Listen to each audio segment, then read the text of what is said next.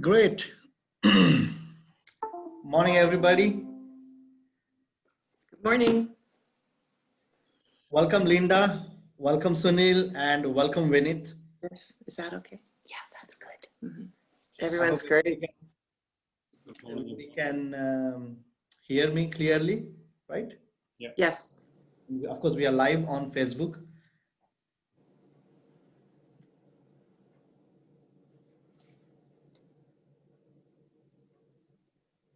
Great. So first of all, I want to welcome everybody for our today's webinar, which is Coffee with Entrepreneurs. And I'm very much glad and honored to have our three guest speakers. So this whole concept of having this webinar started maybe a few years back in my mind when I think of being an entrepreneur. I always had on my mind that, okay, how do I do that actually? How do I start the business? Because I get scared, definitely. Because the moment of thinking of something which is business, which is your own, which is definitely great, but jumping into the business, investing money and everything, that kind of scared me. So with that learning and after giving a lot of thought and everything, I finally started with this Infinity School of Hospitality. That's where my journey of entrepreneurship starts. But as I said, I'm just started this concept. So I'm very new in this whole concept of business, the world of business, world of entrepreneurship. And when I was developing this program, which leads to the future entrepreneurship, I thought I should host the webinar where I can invite great speakers like that we have today. I will be definitely inviting them, introducing them in a couple of minutes, so that others who dream to be an entrepreneur, they get better idea, and more than idea, they get an inspiration from our today's speakers. So let me introduce our three speakers. Of course, we have Lynda Williams. She's an entrepreneur. Vineet Kochhar. He is a commercial and residential mortgage specialist. And our third speaker is Sunil Khatri, who is the founder of Meshroad Marketing. Hi, Lynda. Hi, Sunil. And hi, Kochhar. Vineet. Thank you. Nice to see you. Thank you. Thank you, Dhananjay. Hello. So much. Thanks a lot for being here. And I'm sure you all three of you have inspired me with your journey, with your success stories of entrepreneurship. And I'm sure you will inspire our audience and other people who are watching our video live today. And of course, we will be sending the recordings as well soon, sharing with other students as well. So for me, definitely entrepreneurship is like an oxygen for a country's economy, because that not only benefit you as an individual, as an entrepreneur, but it helps many people in terms of employment, many people in terms of getting job opportunities. And of course, it helps the local community. It helps the economy of the country. So for me, definitely entrepreneurship plays very important role in today's time. Especially during COVID-19, I observe one thing that a lot of people, they kind of had restrictions on their job. They maybe reduced their hours, maybe lost their jobs and everything. But at the same time, I could feel, I could see, I could experience that a lot of people have started with new ventures. Maybe it's small, which is great for them, but it started some sort of source of income for many people. That means entrepreneurship is there for everybody. Entrepreneurship is there within everybody's heart. And that's why I thought that let's have a common platform for everybody where we can chit chat, we can discuss about entrepreneurship in detail, and we can explore the thoughts about entrepreneurship and give some more ideas through this platform today to the future entrepreneurs. So let me give a little bit more details about our speakers today.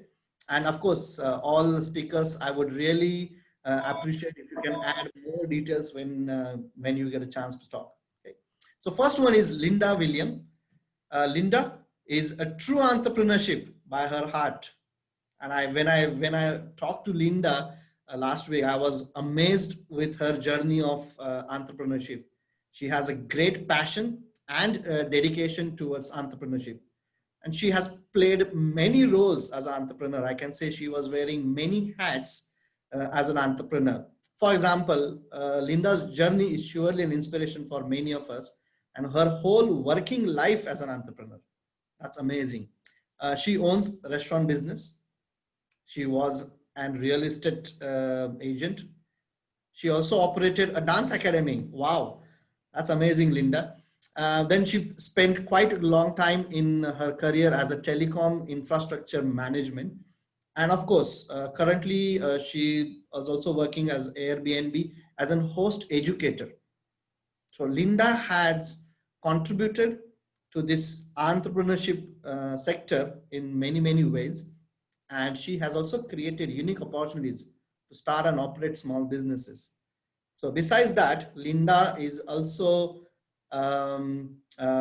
she loves to cook and she loves to entertain. That's her kind of hobbies. And during this COVID-19, Lynda was telling me that she spent a lot of time in cooking at home because that she loves a lot, right? So Lynda, thank you so much for joining us today, and we look forward to hear from you. Thank you. Our next speaker, yes, welcome. Thank you, Lynda. Our next speaker is Vineet Kochhar. As you can see, a very smart and professional entrepreneur in front of us. Vineet is a commercial and resident mortgage specialist. Vineet brings a wealth of 21 years of financial industry experience and global work experience in debt and equity structuring. Of course, he was working with TD Bank, business banking and wealth management for almost 12 years, which is great. And finally, he became an independent commercial mortgage broker with Mortgage Architect, a Better Way Mortgages. So Vineet has a specialization in arranging commercial loans to buy commercial or individual properties, project construction loans, operating line of credit, franchise loans, private or mezzanine financing, and multi-unit residential financing as well. Along with that, some investment properties as well. So Vineet strongly believes that building deep and professional relationship with clients is the key to success. And when I met Vineet for the first time, I could feel that he believes in that and he executes that very nicely. He also spreads the power of entrepreneurship with his leadership and by guiding most of the people who are willing to be an entrepreneur. So Vineet, welcome to our today's show. Thank you so much. Thank you. Thank you, Dhananjay, for having us. Thanks a lot. And my very good friend, Sunil Khatri, founder of Meshroad Marketing. Very jolly person and very nice by heart. Sunil is a founder of Meshroad Marketing and Western Business Network, a growth hacker and digital marketing expert. Of course, Sunil started his career in IT industry, but he was the true entrepreneur by his heart too. So that's where he got into the business with the concept of exploring digital marketing and helping people to grow their business, right? So he extends his professional help to businesses to grow digital presence using online marketing and CRM automation. He believes in networking and meeting new people all the time. He thinks that to be a successful entrepreneur, it is important to have short-term goals with long-term vision. And whenever I meet Sunil, he always shares so many great ideas, which kind of helps me to grow my business. That's amazing, isn't it? That's the true entrepreneurship. Today, Sunil is not only a successful entrepreneur, but also a mentor for other business owners. So he started his own business group where he invites many business owners to join and to learn from each other and of course to grow further. So that's a great initiative taken by Sunil, and I really thank for that. I'm also part of that business group, and that's where I meet a lot of new other entrepreneurs. So Sunil, thank you for creating that platform, which is amazing, and we wish you all the best. And you keep guiding us like this all the time. Sunil, on this note, I want to welcome for today's show. Thank you, DJ. Thank you so much for inviting all of us. Thank you so much. Yeah. So we definitely look forward to have a chat with all these three speakers now. So let me just get away from this presentation. I'm sure everybody is willing to see our speakers now on screen. So that's great. I can see quite a few people have already joined us for today's webinar. That's amazing. And of course, this show is live on Facebook as well. So that's amazing. Great. So on this note, let's start our coffee with our entrepreneurs, Lynda, Vineet, and Sunil. So Lynda, I would ask this question to you first. And of course, other speakers, I will be sharing some more questions with you. And I would be more than happy to have your thoughts, your inputs on all these questions, right? So Lynda, you share a great journey of entrepreneurship, almost 40 years. Is that right? Yes. You started your career as an entrepreneur at a very early stage. Yes, I did. So please tell us that do you think entrepreneurs are so much superhumans? Because I feel personally that you are a superwoman. How did you do so many ventures? How did you do so many experiments? Thank you for the question. I get a little bit caught up on the term superhuman, and that, but I like the idea of having superpowers, and I think that answers your question in that. How did I get into so many different ventures and different circumstances and such a variety of different areas of business? And I think for me, the key thing is I feel like I had a high level of self-confidence at an early age. And part of that is due to the fact that I was born into a family of entrepreneurs. So I really benefited from that. And it was a great start for me. And so as a result of it, I had a good blueprint on how to start just because of what was around me, and also very diversified group as far as entrepreneurs. And I know for myself as an individual, I'm self-motivated. And so when I go into a situation, I take a look at it and say, what is the highest and best use of my time and ability? And what is it that I can do? What can I grow from it? What can I learn from it? Is there a niche that I'm looking at? So those are kind of the areas that I ask myself as I'm going into the different ventures.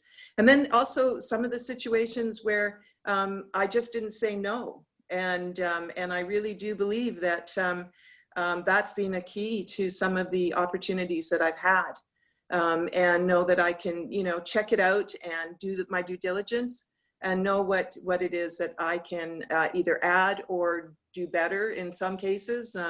We're often in situations where you see somebody doing something and you say, I can do this in a different way or a better way.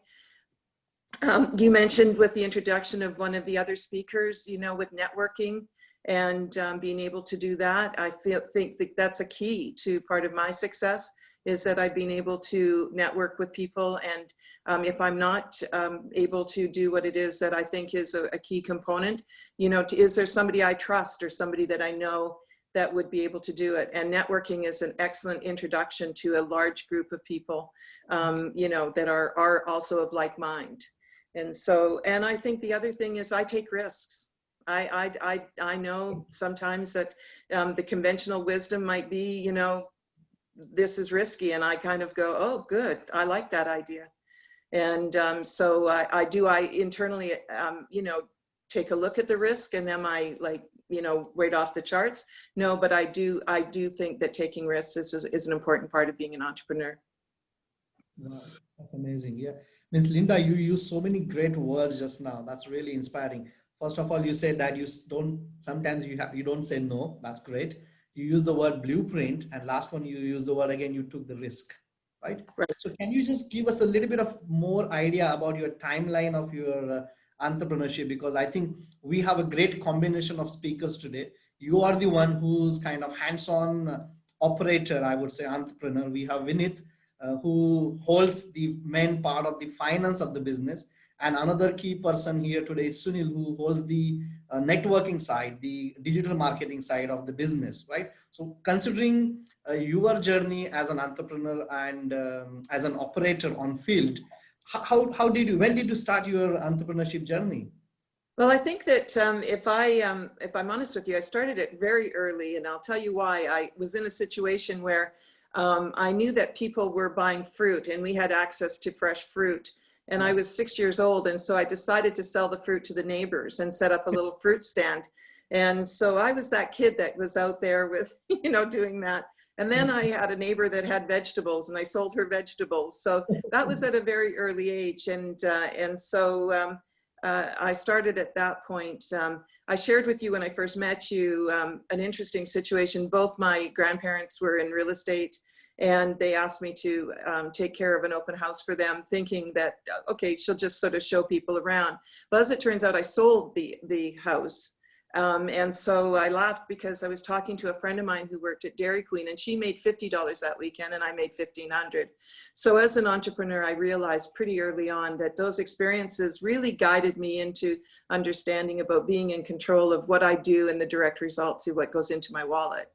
And so from there, I did stay in real estate for a long time, and then I realized that that was somewhat limiting, and so I left it so that I could do some more development work. So as I grow, as I get like a toeholder, an understanding of an industry, then I say, okay, what is the opportunity? Where isn't being serviced? And a lot of times, and it goes back into some conversations we have, which a lot of entrepreneurs do, and I certainly did, is going into servicing clients and taking care of clients' needs. And I found that a lot of times in the systems that I had learned in, they were not as customer service or customer oriented as it could be. And that, so that was that. And then I was very fortunate from the real estate to be marketed from Mutual Life, who was a life insurance company. So I'm one of the first female agents in the life industry. And it was excellent training. And as a result of that, got a marketing degree. And then, but in that, I also found the opportunity as an entrepreneur to ask very few questions and find out what businesses. I worked in the business market mostly because it was during the day. And as a result of getting that kind of information, made me realize that a lot of businesses needed some work and some networking for all intents and purposes. And so what was their needs analysis? So I found that that was really interesting, and that contributed. So those are sort of the bulk, just in those industries, major industries, but as a result of it, sort of took away an entrepreneurial and an opportunity to create a business from that and grow it. So you are a person who's opportunist, right? Who's always looking for an opportunity. Can I say that? Yes, I do. I do look for opportunity, but also look at creating opportunity. Yeah. And I think that that's been something I'm very proud of, is a number of situations and people that have been able to benefit or grow the opportunity. So yes, I do look at opportunity. Yeah, I think that could be another maybe a true definition of entrepreneurship, where you don't just look for opportunity, you create those opportunities. That's really a great message. Amazing, Lynda. Thank you so much. Yeah, great. So on this note, Lynda, with your word that you use, which I was really fascinated by, is the blueprint. And with that word, I will move to our next speaker, which is Vineet. And I will ask this question to Vineet because he has a great and vast experience in finance industry. So Vineet, with this word, which is called blueprint, I know you are the person who works into the finance, supporting in terms of giving loans or maybe in finance side to the small businesses, entrepreneurs. And of course, you help them in a very different way to make them successful, right? So in your opinion, when you look at the blueprint of the business, what do you think in your own experience, what are the risks that are involved to start up your own business? Or in another word, what do you think, what could be reasons for business to fail? And of course, will you please share a little bit of your journey also, please? Absolutely. Thank you, Dhananjay, and great listening to Lynda. It's amazing, Lynda, coming from an entrepreneur, it's always inspiring. And as you rightly said, you have to grab those opportunities. You have to grab those, things you see, the businesses you see, how they're evolving, what's the competition doing. It's all those components which make you a successful entrepreneur. But I will start off with the topic as you asked me, what are the risks, and not digress myself from the main topic. Obviously I always say no risk, no reward. So, but I also say that, you can't just jump into something which you don't understand. So as long as you have a plan in place, it's truly rewarding. And timing, I would say, is very important, as Lynda and Sunil will agree. for everything.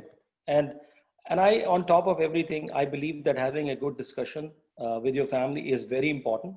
They need to be on board.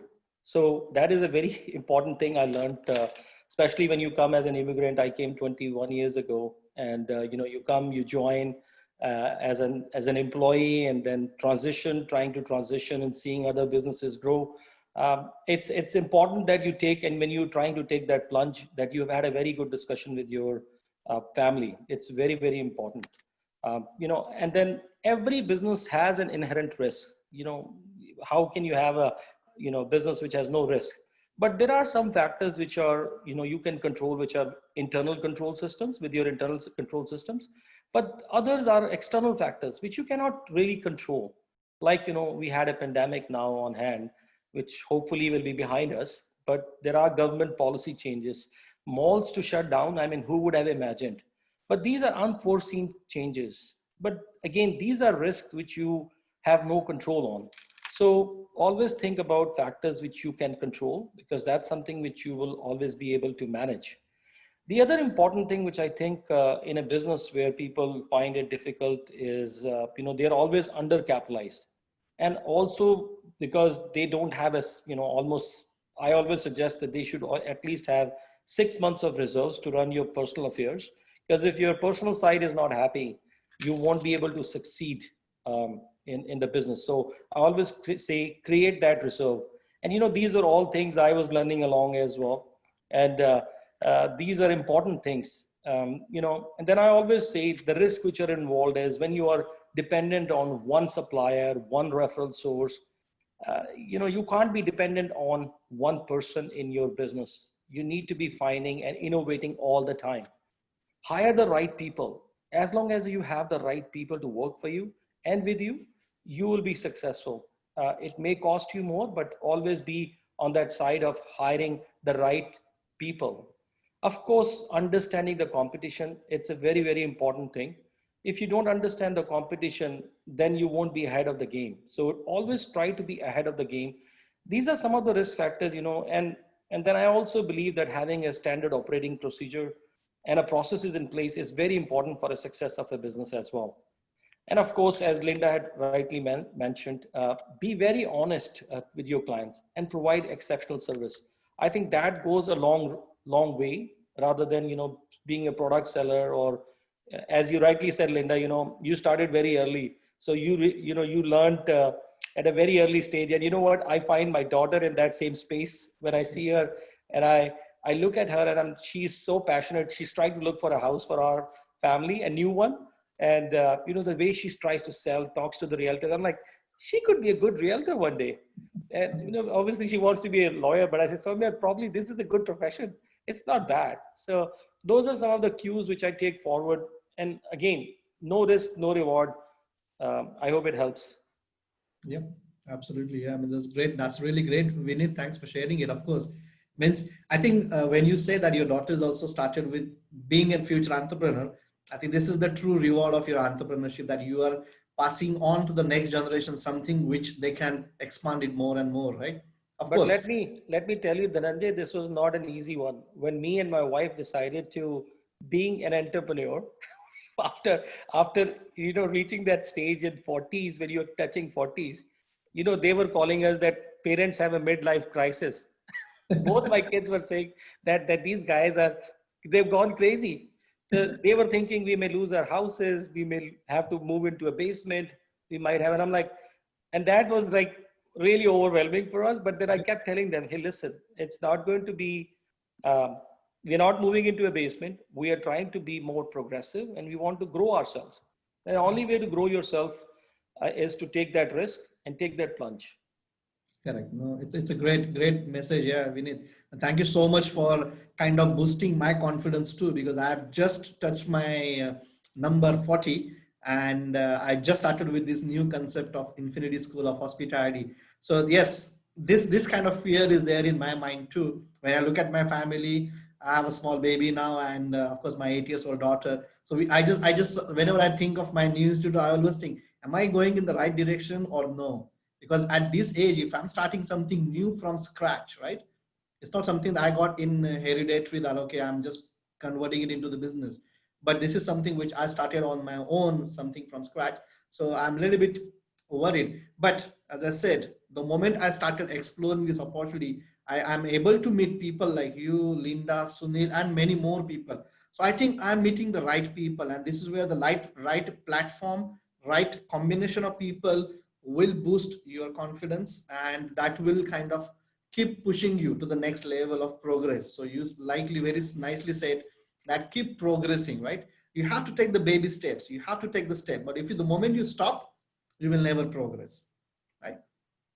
When in your talk just now, means of course you mentioned all the risk very nicely. I think that comes from your own experience, which is great, right? And you mentioned one of the very key point here, is like having the right platform and surrounded by right people, and that's where I think I will get next direction to Sunil, because Sunil is into this field of finding the right platform for all the businesses, right? Sunil, so you are into this digital marketing world, which is very much fascinating today. And especially with COVID-19, I think this has kind of given us the new hope, new ray of hope to start our businesses, right? So Sunil, in your experience, what do you think? Because you have this great technical background and passion for helping people with digital marketing. So where do you think that success is of the business is definitely depending upon digital marketing? And from your point of view, what are the three qualities that are required to be an entrepreneur, please? And of course, please share your journey of entrepreneurship also. Sure. Thank you, DJ, for the nice words. And it's really fascinating listening from Lynda and Vineet. So, yeah, my journey also started like, I wouldn't say I was always, I mean, yeah, I could say I was always looking, but I was never sure like what, which direction. And so all the ventures, they started like accidentally. And I saw initial some traction, or I mean, this is, giving, I'm able to generate some money, so I can generate more. And on top of it, I was actually loving what I was doing. So like one of the business network which we have, Western Business Network, it started during COVID time. And again, it's more of a experimental, case study we started, and then it started going really well, and then we got serious about it, and now it's a good business hub for small businesses and new entrepreneurs, even startups, to launch and scale their business, where people like Vineet, myself, and there are many more expert, we can actually guide them in the right direction. And yeah, so going back to the top three qualities, I think entrepreneur is someone who has an open mind, willing to take risk, as Vineet talked a few of them, and try new things.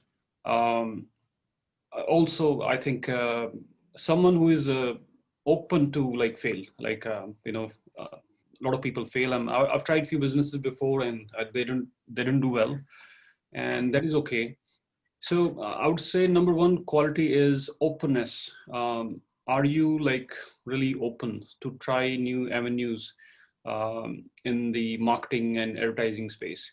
As a small business owner or an entrepreneur, you may be kind of you may have done some sort of marketing, maybe traditional, could be magazines, TV, radio. Uh, and you may be comfortable there because they may have worked so far, but 2020 has been really different. So um, this is a year where a lot of new or existing businesses, they were actually thriving, and some unfortunately didn't do well and they had to shut it down. So openness, that's number one quality. Number two is willing to scale your business. I mean, you could, as a small business owner, you could be very comfortable where you are. There's a steady flow of income or customers, and you're happy. So are you actually willing to scale your business? That's number two.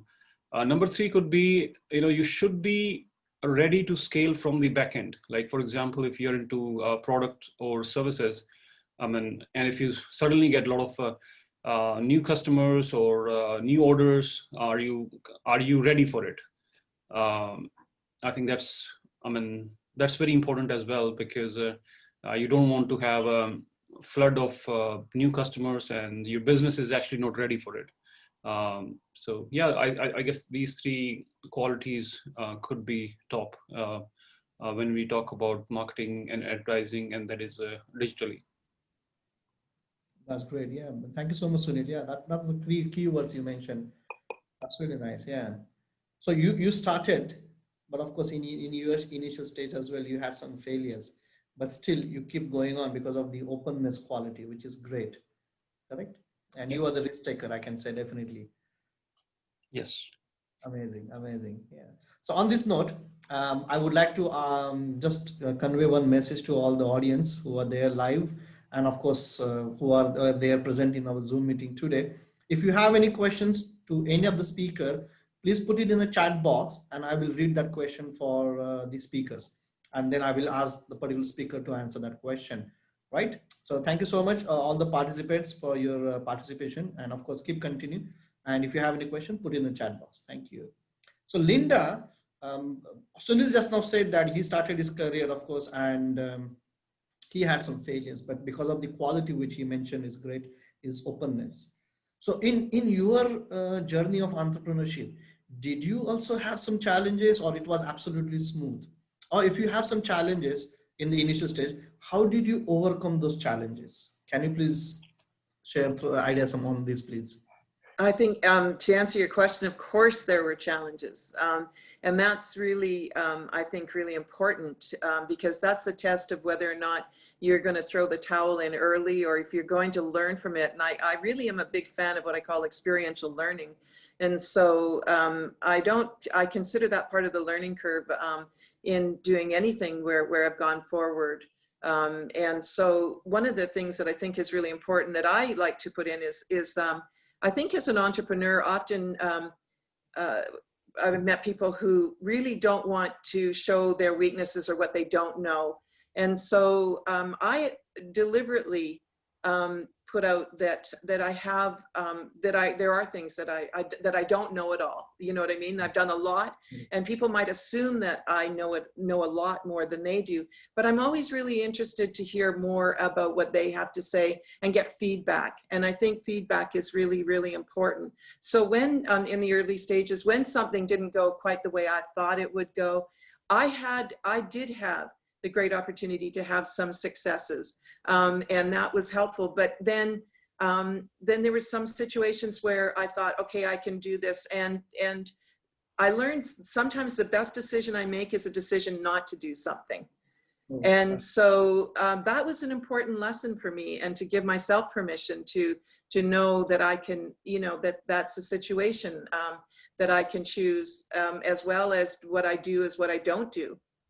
And so from that, I learned that also we talked about trust. And I think trust is a huge issue. Also, sometimes in the failures in that you take a look at the financial planning, where, and I've had a situation where a situation that I created was very successful very quickly, and I couldn't fund the rapid growth. So those are learning curves for me, and as a result, I deliberately looked at situations. My strategy was to take a look at situations that I could grow with myself or with the talent that I had around me, with the finances, because a lot of entrepreneurs don't finance through banks. They finance through family, they finance through friends, they self-finance. So the risk factor is a little different than if you're just, if you're into a financial institution. And so I think that from the growth and from that is, we mentioned about strategy, we mentioned about flexibility. And I think that was one of the areas that I learned that I could be flexible or should be flexible. But there's other times I learned that I had to really hold on to the vision and the passion that I had. and that sometimes discussing as an entrepreneur what you're looking at doing. And I think you're a good case in point. If you said to somebody, I'm going to start an institute in the middle of COVID and everything, people might say to you, people who are risk adverse will say to you, no, like, are you sure? Or are you crazy? And so you need to know, I think it's really important to keep strong to your purpose and know your why. And I've always, when I've done something, I know why I'm doing it. And I often know with whom I'm doing it. And so those decisions are much more likely to be successful and have been successful for me when I've done it that way. That's really nice, of course. That was really good analysis that you explained to everybody, that, and you ask questions to yourself that kind of give answers to yourself, right? That's where you find the way. Absolutely. Wow, that's nice. Amazing. Yeah, thank you so much. Lynda, I think we have one question for you specifically. So let me just check. So there is a question from Thiru. He's our one of the audience. He says that my question to Lynda, being an entrepreneur, what actually motives or inspires you, especially in your hard times? Wow, that's a really nice question, Thiru. Thank you. Lynda? Thank you for the question. That's an excellent question. What inspires me in some cases is if I see a niche where there is not the customer service or the attention that could be given, and that's an inspiration. So I feel that in some cases, I'm an educator and I'm a helper, and that is truly inspirational for me to do something like that. And that gives me an internal gratification that is important to move forward. And also, quite honestly, for me as a woman and a woman entrepreneur, I've never felt like I had a glass ceiling. So I do like to be able to know that I can do what I need to do and feel motivated, and that there is some financial security involved in that. So I would be not honest with you if I told you that finances and being able to financially grow isn't a factor. So that is definitely a factor for me. And I do look at that. But internally, like I say, for me, the satisfaction and the passion comes from, I believe, being able to educate and also grow an opportunity and grow opportunities for others. That's nice. Wow. Of course, I mean, that's really nice way you answered it. Creating the opportunity for others and of course for yourself to grow. Amazing. Thank you, Lynda. I think that answers to your question, Thiru, right? There's one more question. Maybe I'll just take this question and then we will go to the next speaker. So Robert is asking this question. Robert Hart. Hi, Robert. Welcome to this webinar. Which processes are there when one wants to start business, being that I already have to set up my business plan? So which processes are there, which one wants to start, when one wants to start the business? Is it, Robert, is your question related to business plan specifically? How to use the business plan to start the business? I think, Lynda, will you be able to answer that? Sure. I think a business plan is important just because of the process of doing a business plan. And also that really does vet what it is that you're going to do. And I also believe that business plans, the way they're written and when you start a business, is what is your goal? So a business plan, for example, for financing might be different than a business plan looking for maybe partners. So you need to really know when you're structuring and when you're making a decision to be an entrepreneur as to what it is that you need and who do you need it from. And that's where the business plans need to be, I think, a little bit customized. And I do believe the other guest speakers could speak a lot to the business plans. But I really do believe in the initial stages that it is an important process so that you can vet and get clarity. Because if you don't have clarity, then we were talking about networking. If you go to a networking event and you can't stand up in 1 or 2 minutes and tell somebody what your business is and what you're doing, then you need to go back and get that clear. And that's what the process of that. Also, we talked about financing. Financing is important. So if a business plan is written to get financing, to get grants and investigate that, those are all really important actions. Because this is, when you're an entrepreneur, you've got to do things for yourself. And you have to be active and check out all the different options and check out what fits. It's like shoes. You got to find a pair of shoes that fit you and walk in them. That's what I would say to the answer to getting started as an entrepreneur and with a business plan. And I know your other guests would be able to really, really talk to, you know, the validity of networking and financial planning. Absolutely, Linda. In fact, I always believe that unless, as I started with my conversation, you know, you need to have that plan.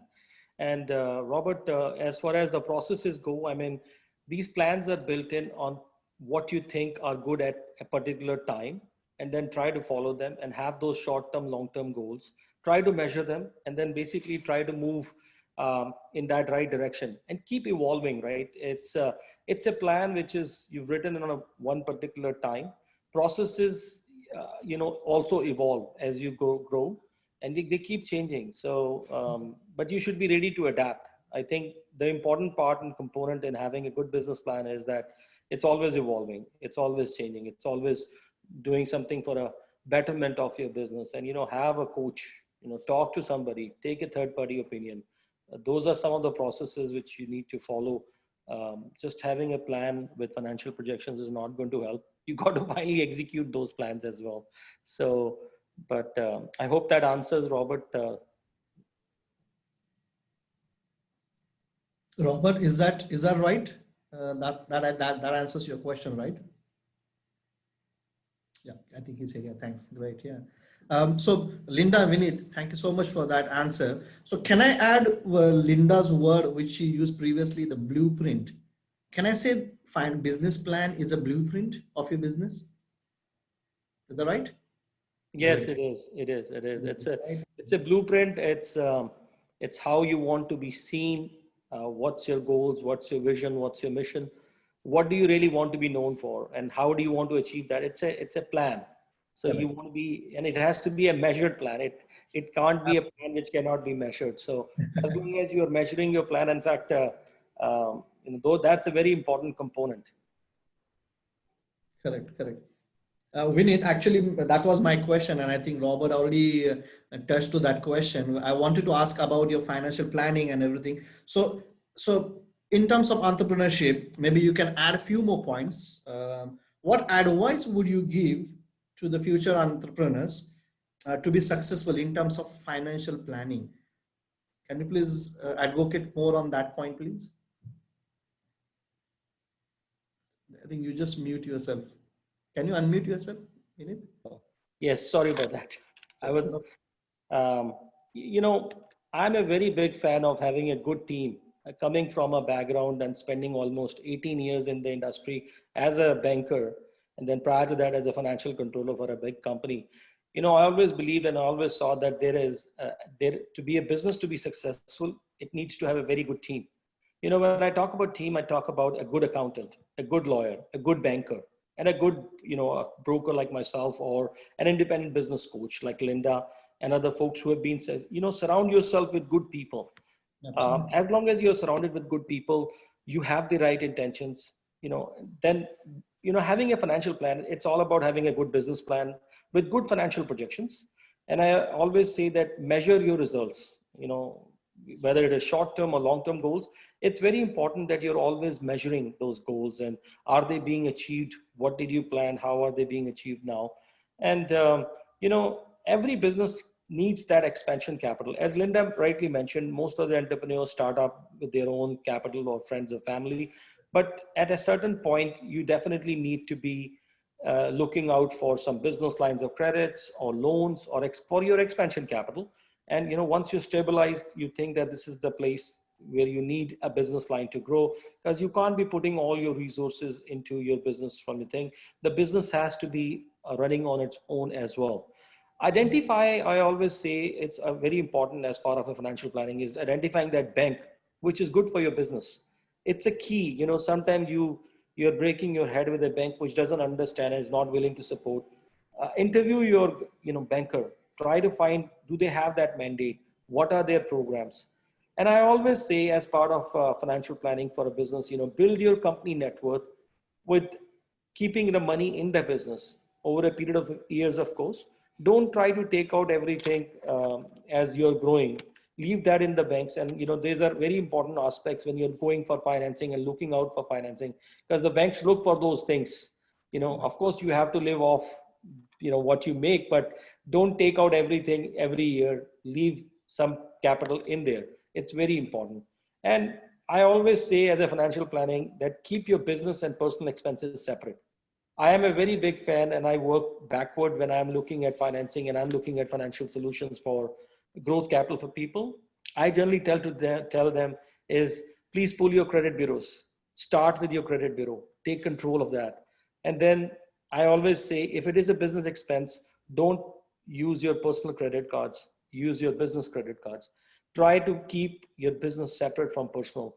That also frees up your personal leverage, and it actually helps. If you're taking out personal money to a line of credit against your houses to support your business, which is not a bad strategy, but try to move and put all the business expenses under the business. Try to find that bank, ask them about their programs.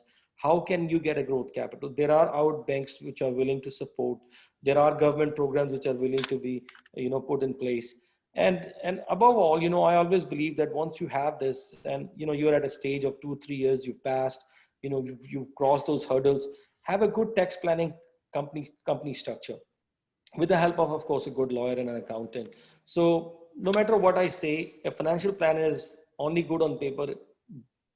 And if you don't execute it, it's nothing. It's just a plan. So having a good team around you is very, very important. And always be surrounded with good people. Take and be open, as everybody said, having an open mind is very important. That's really nice, Vineet. Yeah. Thank you so much for sharing your tips and your key points, nuggets with our audience today. That's really nice. Thank you so much. And I'm sure that will help a lot of entrepreneurs who are sitting here today, who are planning, who are dreaming to be an entrepreneur, their own boss. Your financial tips will definitely help them for sure. But on this note, Lynda and Vineet, both of you used one word continuously in your chat, that growth of the business, correct?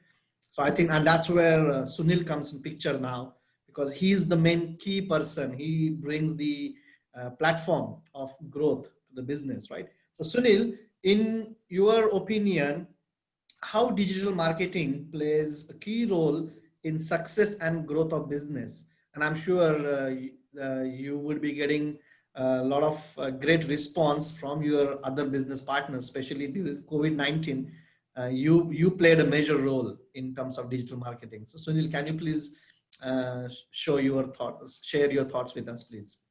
Yeah, thank you, DJ. So yeah, this has been a very interesting year.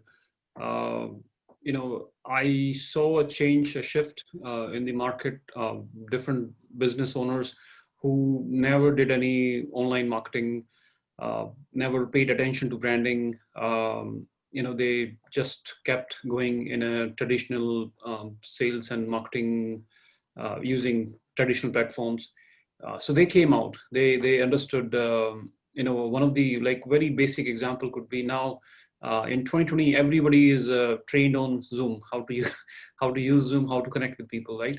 So that's the outcome of 2020. So I think one question a business owner or a entrepreneur should ask themselves: are you digitally ready in 2020? Or we are done with 2020 almost. For 2021, are you digitally ready? So everything is online right now. It's digital. Another example I could give, restaurants who were ready for takeaway, online ordering, and contactless ordering. Some of the restaurants, they were doing it before, so they did very well in during this pandemic. Businesses who were just relying on paper, what do you call that, print media, or radio. I mean, people were not traveling. They were sitting at home. They were not reading. They did not have access to magazines. Didn't have access to the radio, which is usually in the car we listen to. So the only platform which was doing really well was social media. And using social media, there were so many businesses, they did really well, they prospered. And unfortunately, businesses who were not ready, they could not. So, you know, for 2021, I would say, for businesses, be digitally ready. And once you go in that direction, also think about, can you sustain this growth? So, digitally you can have a branding, marketing, sales. It's a complete package. So these are the key, points I would say, if you want to scale and grow your business online. Absolutely, yeah. Well, thank you so much, Sunil. Yeah, that's great. Here, meanwhile, we have a very interesting question from Thiru. I think Vineet has already answered it, but I will still share it with everybody because Sunil is talking about growth and digitally, are you ready to grow your business? So, Vineet, this question which Thiru asked, where should we invest our finances? More into the business or more into the marketing or digital marketing, I can say. So what is your thought, Vineet? How should we direct our investment, please? Well, I always say that, and Sunil is an advocate of marketing as well. And I would put it this way, depending on what industry you are and what stage of business you are, you always need marketing. And I always believe everything is marketing because, no matter where you go, what you do, you are still pitching yourself. So if the pitch is not right and you're not able to reach out to the right people at the right time, I think that window of not being able to reach, and in this COVID has taught us, as Sunil rightly mentioned, I was never an online guy, and I've suddenly learned how to use Zoom. Having an online presence is very, very important. Having that balance, of course, at the same time, and what time, where, and how to pitch yourself, having that credibility statement, people to know about yourself, it's very, very important. That can be only achieved with, on these online platforms. Look at what we are doing today. I mean, we have around 10, 15 people, 10 people. We are talking and we have not even met each other. So, I mean, having that, spending that money, wisely spend that money. Don't go too crazy about not having that base. Have that base built as well. I mean, you need to be able to say something. Otherwise, marketing about it doesn't work. You need to be putting some testimonials behind you. People should be able to say it and relate to those marketing efforts you're doing. But I think Sunil will agree that marketing is a very important component. You cannot ignore that, saying, okay, I will do it after 2 years or 3 years.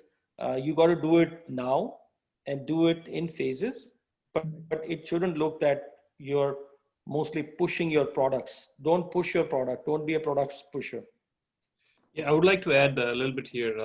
As Yeah. Vineet said, you definitely need a balance of, and in order to do good marketing and branding online, you need some finance too. And maybe Vineet can talk a little bit about the finances which are available through the Government of Canada, or I think BC Small Business. There's a lot of grants available, and I'm sure Vineet knows more about it. So you can, like any business owner, could use those grants and put that towards marketing. It's a win-win, during these times. Yes, Sunil, you're absolutely right. I mean, obviously, there are banks who are, if you're in your initial stages and you really want to push for marketing, you can go to the Business Development Bank of Canada. I mean, they have certain programs. And then I mentor on Canadian Youth Business Foundation. It's now called Futurepreneur. And, I have been a mentor for many. And they have a certain program tied in with PDC, where they help small businesses, whether it is for marketing, up to $40,000. But I mean, obviously, when you're a small business, 40,000 means a lot. So you have to have a business plan. You need to be able to present. And of course, credit, as I always say, play a very important role. They are not there to lend to everybody, but that's why I always emphasize, keep your credit intact. And there are budgets you can avail for those government programs too. I help a lot of businesses there as well. So, but again, having that balance is very important. Don't go crazy. So Vineet, when you said about the credit here just now, credit bureau and all the credit score. Now, for example, if any entrepreneur starts the new business hasn't got any identity yet, right? So do you think this could be question from my side itself. Do you think the personal credit check will be helping your business? How does it work? Whose credit check will they do? So, there are, this is a detailed discussion, but I'll just elaborate a little bit about it. So if, let's say, you've incorporated a company, Correct. so the company is always it has a limited liability, right? And you and your business are two separate entities. But when the Correct. bank is looking at it as from an incorporated company, they are thinking about how can they have a recourse, because the liability of a company is limited. So when you go in a company structure, the banks do want to check your personal credit, because they want to see what do you have. They want to be able to see what their recourse is. Who are the directors, who are the owners, can they go after them? So having a personal credit intact and having a good credit score is very, very important. And so it does play a very important role. Your personal credit plays a very important role, especially in your growth stages, because that's what the banks are looking for. Absolutely. That's great. Well, thank you so much. This is something new for me as well. So I'm learning from you all. Thank you so much. Great. Thank you. Okay. Okay, there's another question. But by the way, I must tell you that we have 10 participants here, but I can see on live page, we are getting continuously a lot of people who are watching us live. So that's amazing. Lynda, this is a question for you. That's been asked by Purnima. Her question is, hi Lynda, how do you manage the work-life balance, being especially a woman entrepreneur? That's a great question. It's always a challenge to manage the work life balance. And one of the ways I manage it on my personal side is I do meditate. And so I think that that's a really helpful tool for me. And it does come down to prioritizing. So as an entrepreneur, you know that things come up that you didn't plan for, and you have to have some flexibility. The flexibility is also in your time management. So the way I manage that is I take a look at the priority and what is the most important thing I need to do. And that seems to be the criterion I use almost daily as to what needs to be done today, what needs to be done in this hour. And I also really know too, like I think effective delegation. So the delegation is important. So I look at, do I do the dishes or something instead of, answering emails? Well, of course I'm going to answer emails, So it's choices and decisions that you make all the time, and to be really conscious of it. I think the flexibility is really key, because in business, it would be lovely if we could project, like look at COVID and what it's done to business, but even on a daily basis, you have a lot of interrupters, and life goes on, and it's really managing those. And I think one of the most important lessons that I've learned is to try and stay calm and managing it, and not to get into chaos. Chaos is a time consumer, and it's frustrating, and it's not, I don't feel like I'm at my best when there's chaos. So I do try and keep things prioritized. And I do, I tend to have times when I work probably more than most, but because I'm responsible for it, and I've made commitments, and I think that keeping my commitments is a cornerstone to one of my success aspects that I think is really extremely important.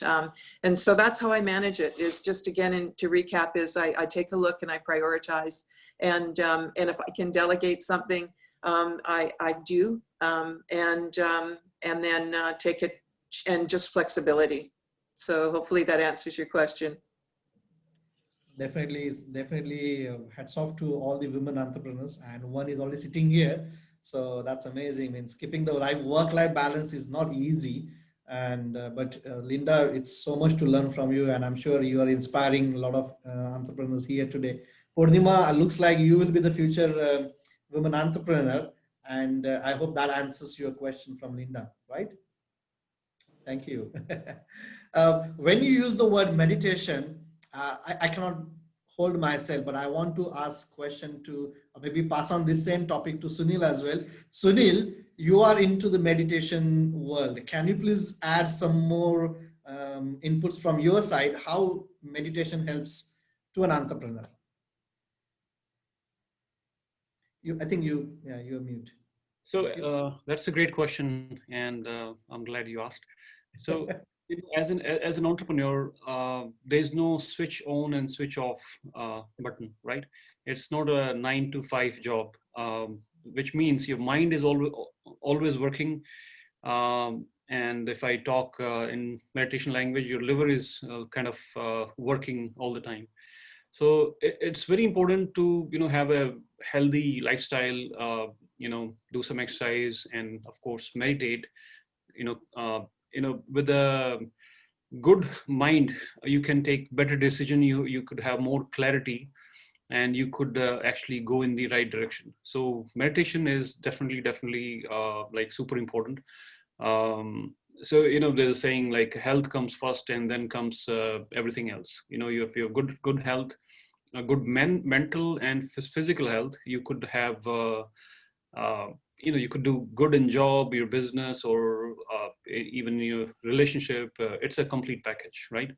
So definitely I strongly recommend every entrepreneur to take some time out, maybe 10 minutes a day, 20 minutes a day, and meditate. That will really help. Thank you so much. Thank you so much, Sunil. And of course, Sunil believes in meditation, and he runs the meditation classes as well. So if anybody wants to join, definitely get in touch with Sunil for sure. Your Right? classes are for free. Sure. That's nice. Okay, great. Of course, all speakers are great, and they have already touched base many points of our today's conversation. Mm, I will just ask maybe one last question to all, not last yet, maybe one question to all the speakers today.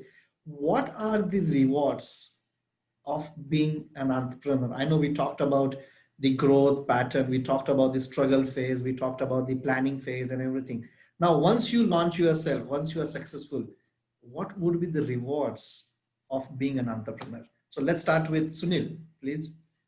Yeah. So usually, I believe you can do whatever you are really passionate about, right? I mean, most of the business owners, they get into a business which, like for example, you could be good at cooking, and you could become a chef.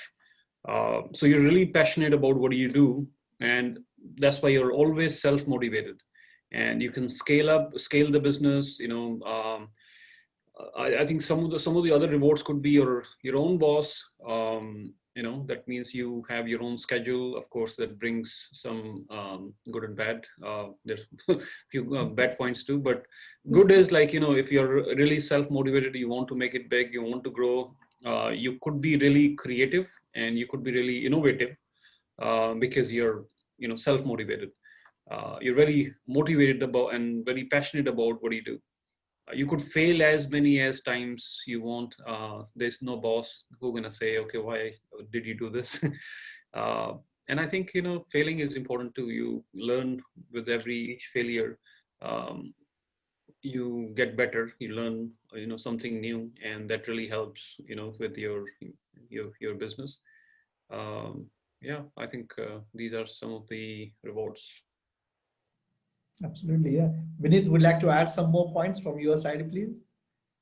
Well, I have just become an entrepreneur, so I was always an entrepreneur at heart, but and it's just been 2 years, and out of the 2 years, I was impacted the most with COVID. So, Oh, but you know what, life has been good. I think it is a very rewarding career I have ahead of me, and I have done financially very well. Emotionally, it was a not a very good year for me, but I think that financially, as long as I stayed focused, as long as I knew what I could do for my clients and do it honestly, that was very important. I'm not a product seller, so the rewards are very encouraging, and I have a small short-term measured goal which I'm trying and working on, which is working, and I have various always try, if you want it to be rewarding, always try to be on one side of business. I could have also been, I was being told that, okay, you have your wife who does residential, don't leave your job, keep yours, keep running it through her.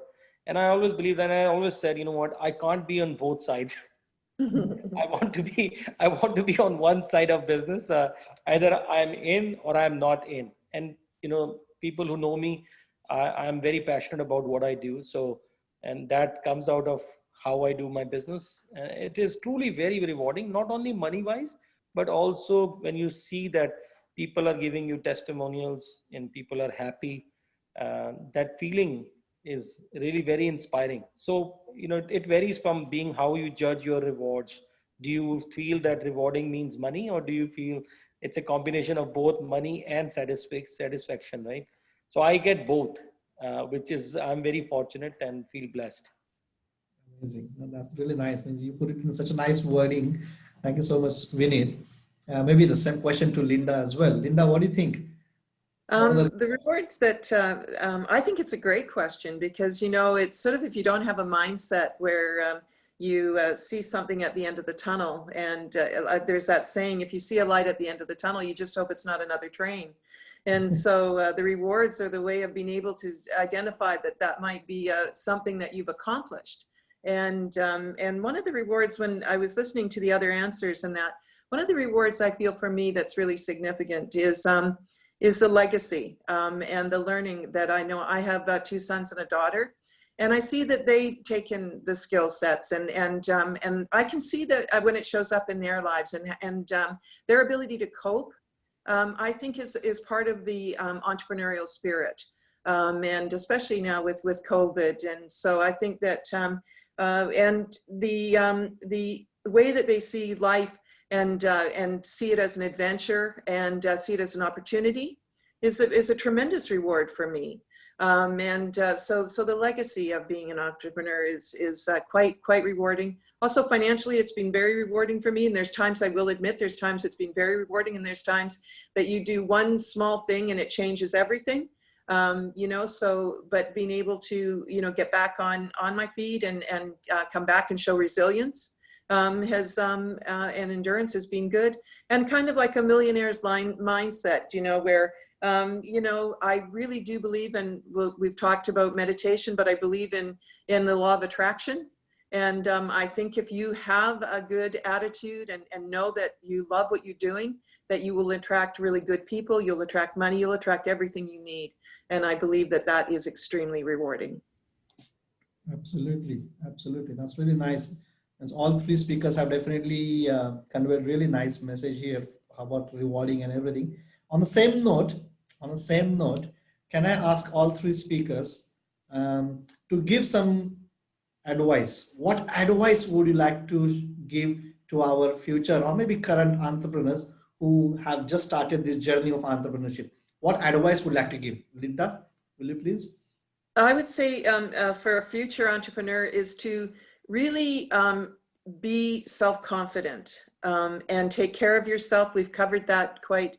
I also think you need to know why you're doing it, and that will create an opportunity to clarify your purpose. And so that it's really important that you go through that process. I do believe that you have to focus. One of the, I think one of the downfalls of being an entrepreneur is you don't necessarily have the structure. You have more of a creative mindset. And so don't go in 10 different directions. Really pick a lane and try and stay in that. And this will be counterintuitive, but also be flexible. And be open, like we said, to feedback and being able to, anything that the feedback is to solidify your purpose or what you are ultimately looking at being able to go into business for or whatever. You talked about being a chef, and that if you have, at one point, the whole concept of fusion food, know that somebody created that because they had a vision and somebody didn't talk them out of it. And so stay true to that. And like I say, but hit the balance. We've talked about the live-work balance. We've talked about being able to, get good people around you. I think all of this combined is excellent advice for a budding entrepreneur, and just go for it. And you don't know what you don't know, so please try. Please go out and try. Absolutely. No, thank you so much, Lynda. That's really nice message. Great advice. Thank you so much. Vineet, would like to add from your point of view, what message would you like to give to our future entrepreneurs, please? I think Lynda has covered most of it, but for me, I think very important. as an entrepreneur when you come out, coming especially from a banking industry, and which is a very structured environment. You know, you have your tools, you have your processes, you have your team. You know, when you come out, you have to do everything on your own, especially when you're doing a commercial lending and you're dealing with 10 different banks. Now you have to understand. So having that focus is very important. And I find, and this is from my personal experience, I find that don't try to do everything on your own.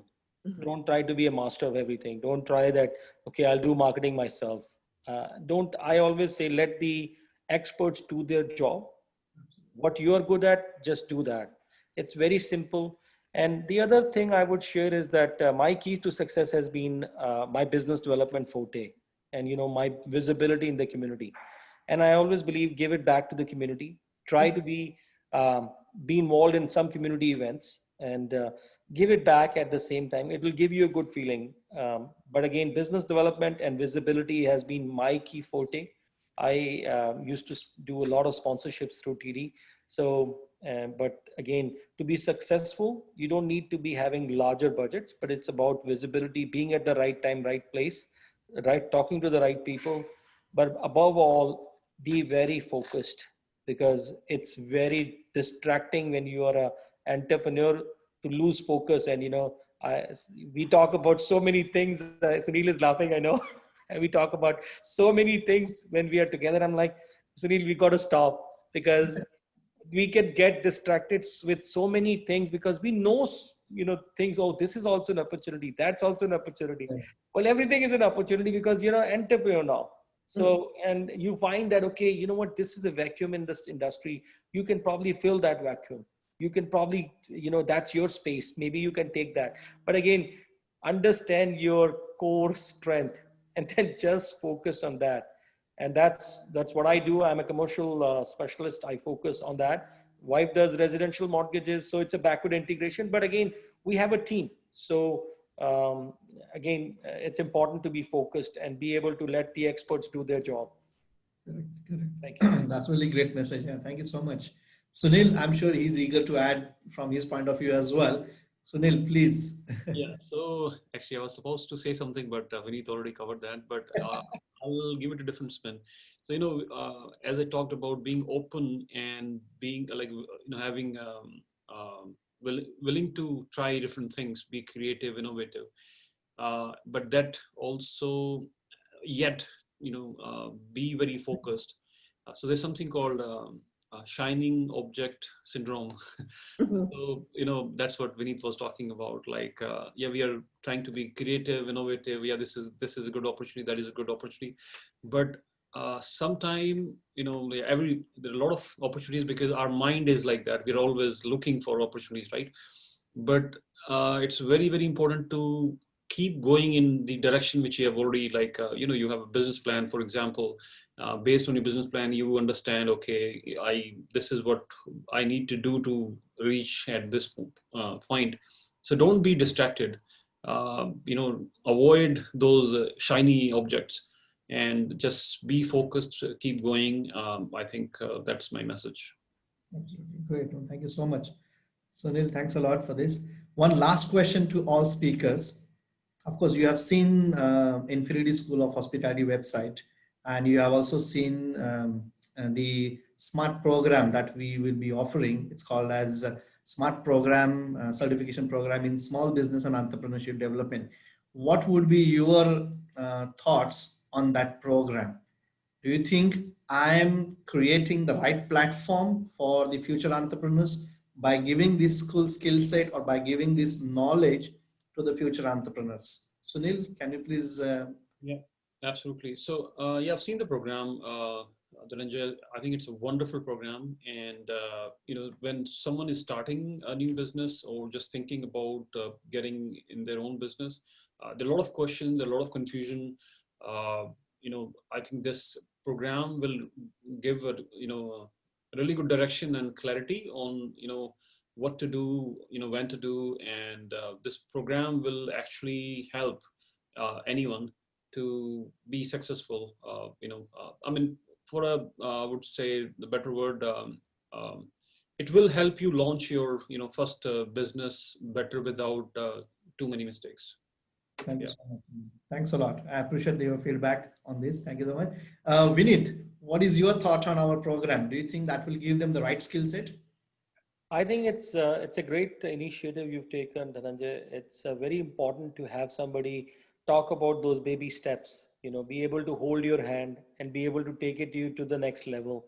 If you have that support system, especially we have these networks, which Sunil is the founder, and I'm also have hold a chapter chair for over the community reach programs and stuff. Having that program in place will help people be able to connect and be able to learn from other people's mistake, like even this particular coffee with us, with entrepreneurs. I mean, this is also a learning step, and as part of that program, I mean, hearing from the right people, I think it is very important. Speakers help, but having this program, I wish we had some programs like this, and across communities, and not only in our community or in diverse communities. Like, this should be offered throughout. Like on school levels, they offer financial literacy programs. I think that the government should also encourage these kind of programs, and might be a good idea, a business idea, to maybe even pitch it to the government, Dhananjay, and say, Thank you hey, so much. make this part of some kind of a technical training for some people, and maybe have a grant. Collaborate yourself with the small business PC. They might be able to utilize your program if it is properly structured. But yes, of course, it's a great initiative. I think it will help people to fall in the right place and be connected with the right people and follow the right track to be successful. Thank you so much. I mean, that's a great thought, Vineet, for sharing that idea. But I think that's how one entrepreneur helps another entrepreneur to develop and grow. So thanks for your idea. I mean, I never thought of this, but this is how I'm learning from all of you. That's great. Lynda, would you be able to share some feedback about the program that we are launching, or we have already launched, rather? I think the program is excellent in that one of the key steps that you can take is, if you're expecting somebody to invest in you, you need to invest in yourself. And so I believe that this is an excellent way to invest in yourself. I also really like the idea of being able to speed up the timeline, and you do not need to go through every experience to learn. And so it facilitates that, so that you can learn from the program. You can also start to build a situation where you have a network. So whoever's in the class with you, you then share that. So it's a sort of a new way of being able to connect, because you have a common experience when you're doing this, when you're doing the program. You know what the program is, you know what each other have done, and by the process of it, doing the program, you'll start to understand each other's purposes and expand your knowledge base, which is extremely important, to invest in yourself, to learn from others, and to be able to not have the learning curve be quite so difficult. We talked about the initial stage of being an entrepreneur, and so the timeline is usually pretty important. I think it expedites the timeline. Absolutely. No, that's really great. Thank you so much, Lynda, for your support and for all your best wishes. I really appreciate that. So on this note, let me just share my screen quickly for our audience, and of course for our other people who are watching us live. So these are the two programs that we have. And of course, our main focus today was on the Smart Program Certificate Program in Small Business and Entrepreneurship Development. It's affordable fees, only $749, but of course we are having a special limited time offer at the moment, and the fees are reduced down to $599 only. It's 40 hours program, and of course it will be distributed over 5 weeks. That means it's only 8 hours per week, which kind of helps the working professionals or maybe students to enroll into this program. And I'm great that we are able to connect with entrepreneurs today. This is what be the whole focus and the agenda and the mission of this program is to connect all these entrepreneurs through this program as well. So this will be a great opportunity for all our future students to enroll and make most out of this opportunity by enrolling yourself for this program. So it's called a Smart Certificate Program in Small Business and Entrepreneurship Development. Thank you, Dhananjay. Thank you so much. Yeah. So on this note, I just want to go back to my previous screen, and here we are. Okay. I hope everybody can see me again. Mm-hmm. Yeah. So on this note, I want to definitely thank Lynda, Vineet, and Sunil for their great presence today. Thank you so much for sharing your entrepreneurship journey, the challenges, and the success story, I would also say. And thanks a lot for giving some new hopes and advice to our future entrepreneurs. That's really going to be boosting their confidence and my confidence too. So thank you so much for coming and sharing your thoughts today. Really, really appreciate. And at the same time, I want to say thank you to all the audience who are there, part of the Zoom meeting and live on the Facebook as well. Thank you so much for your presence. And I'm sure you must have taken some good tips, some nuggets and takeaways from today's webinar. So thank you so much. See you next time again soon here. The world is too small. Thank you. you so much, You're welcome. Thank you. DJ. Thanks And a lot, Lynda. Thank you, Sunil. Thank you so much, Vineet. it's been a pleasure to learn from all of you. And thank you to all the guests and visitors for joining. Yes. Thank you. Thank I you. would say the same. Thank you for everyone for coming in and joining. And if you have any more questions and that, and direct them to DJ and that, I'm sure he'll pass them on to us and we can respond to them. Absolutely. Always open for a dialogue or a cup of coffee. Please feel free. Send the questions to Dhananjay. I think that's a great initiative. More than happy to talk to anyone. Me Thank too. you, everyone, and Merry Christmas and Happy Holidays to all of you. Thank you so much. Wish you all a Merry Christmas and Happy New Year. Stay Thank you. safe. Thanks a lot. Bye-bye. Bye-bye.